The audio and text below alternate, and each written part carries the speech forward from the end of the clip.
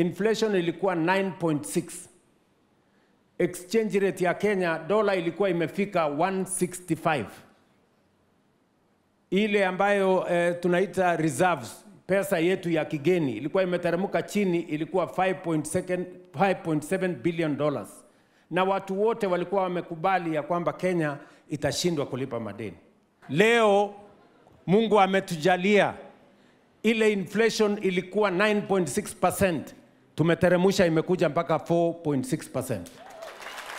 Ile dola ambayo ilikuwa imepanda imefika 165, 167. Leo dola ni 128, 129. Muliona hata juzi kwa taarifa ya financials, Kenya tulikuwa na dollars 5.7 billion dollars.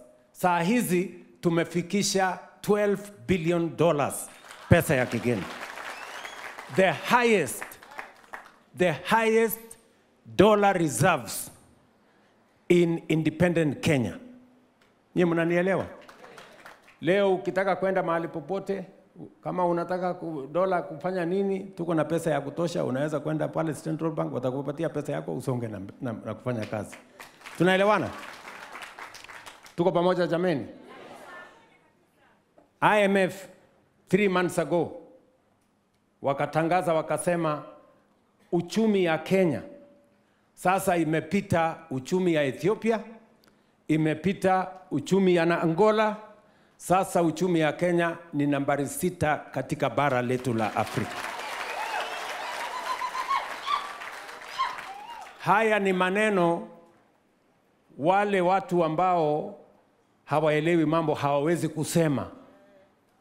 Unajua saa zingine sisi kama Wakenya tunajiweka chini sana.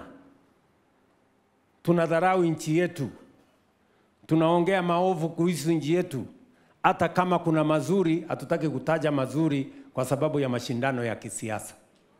Lakini lazima niwaambie ukweli, and I want to challenge anybody what I have said, whether they can correct it.